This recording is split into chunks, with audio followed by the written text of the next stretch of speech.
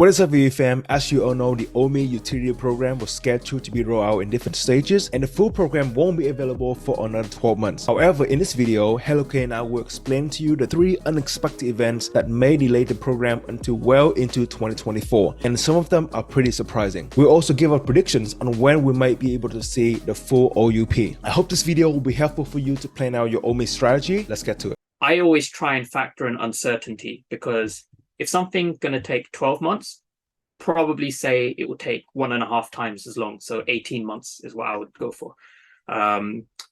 So in terms of like things that go wrong, right?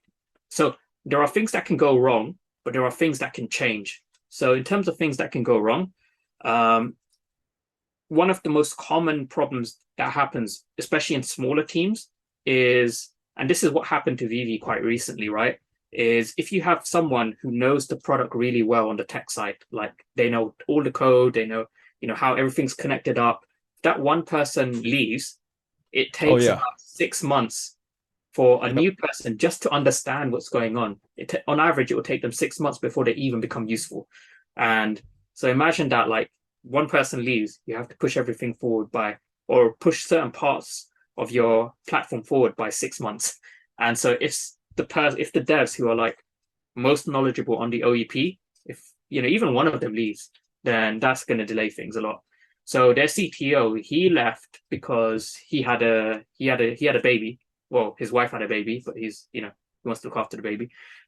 So they got a new CTO back in January of this year, and that CTO has been getting onboarded. And now, very recently, like maybe a couple of months ago, around about when we had Decon London, that's when they were kind of restructuring the kind of tech side of the company.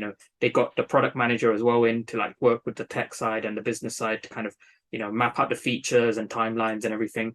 So now they're way more organized, but that's always one risk, is if one person leaves, which has a big impact on a small team. If it's a big team and one person leaves, it doesn't have as much of an impact. But obviously a bigger team, like that's only really necessary when you're like a very, very kind of, big scaled up product, which at the moment VeVe isn't yet, but once VeVeverse rolls out, it will be.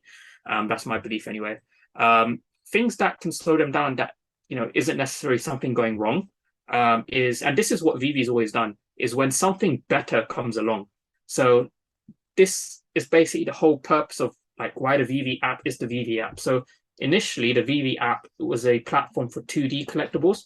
A lot of people might not know that, but if you go back and look at the very early kind of versions of the app and the medium and everything, it was designed for 2D collectibles. And the AR aspect, that was something that they pivoted to later on. So the original release date of the app was supposed to be start of 2019. And the actual release date of the app was towards the end of 2020. So it took them a year and a half of delays to release the app. So you can imagine there were people who were waiting, start of 2019, the VeVe app's coming out. And they said it's delayed. And they delayed it for a year and a half. You can imagine how frustrated people were. And a lot of people, I'm sure, they kind of gave up and left. And now they're probably regretting it. But the same thing applies to Cash Out, right? So when VeVe initially was working on Cash Out, they had a new partner, which was better because then they could do quicker cash outs, but also crypto as well as fiat cash out. The original plan was just only fiat cash out, and it would have taken longer as well with the old partner. So because they delayed cash out to kind of make it better, I think that's justified if you want to delay things to make them better when you roll them out. And yeah, it's like the same thing that applies to everything. Like most of the time, they're delaying things is because they want to make it better. And that happens as a result of new technology. And I think what really caused them to do that was because they were so early to the space, there was no infrastructure in place to support NFTs. So IMX didn't exist, for example, when VeVe came out. So they had to basically create their own NFT standard on Go chain, like Go 20. Go was it 721? That was created specifically for VeVe. Like it didn't exist before. Wow. So if they had waited for some new technology to come along, such as IMX, they could have launched on IMX from day one, and they wouldn't have had to do the migration. They wouldn't have to do this whole kind of, metadata transfer. It would have been a lot smoother.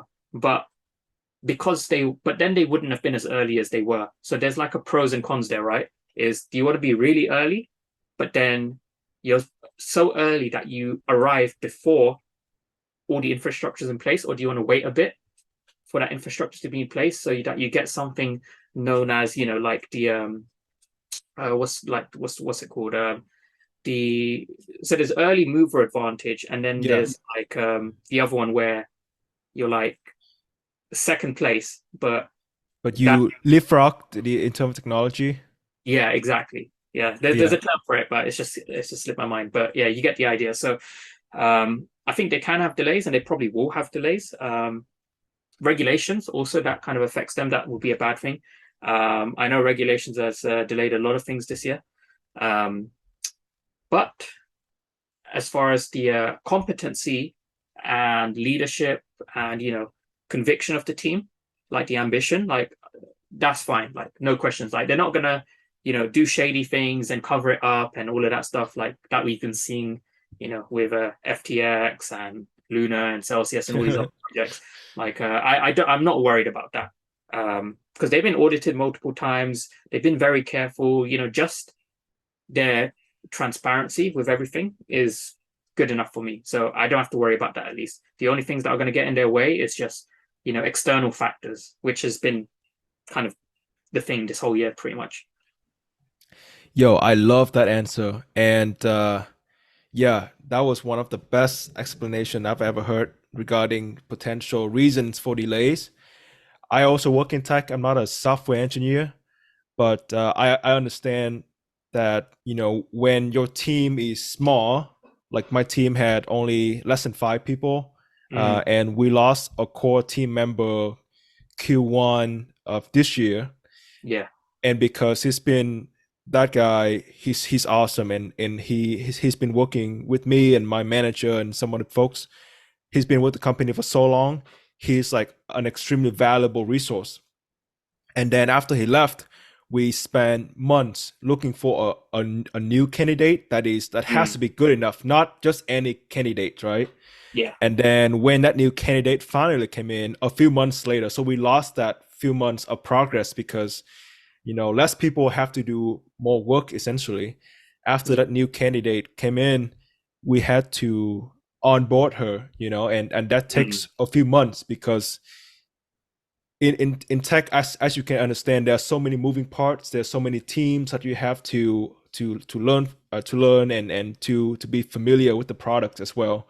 And in VeVe, people think of VeVe as one product, but it's not really, right? Like VeVe is one product, but there's so many functionalities and features within it that that just makes it very complicated. So I love that answer, and I do agree with you that we should set a lower expectation, just in case things like that can happen. Which I bet you that will happen for sure. Like they will lose somebody, or like regulation change or anything like that. That is it, you guys. We always try to look at the VeVe deadlines under a very pragmatic angle, simply because just like everything else in life, there will be unexpected events that will come up and delay everything. Therefore, I think it is very helpful for us to set our expectations very low, and then if the team can deliver those deadlines on time, then that will be an awesome bonus. As always, if you enjoyed this video, please give it a like. Let me know what you think in the comment section below, and most of all, subscribe now so that you don't miss out on the actionable and valuable insights, everything about VeVe and ecomi. Thank you so much for being here. Remember to check out the VeVe holographic personalized cards. Thank you so much. I'll see you next time. Peace.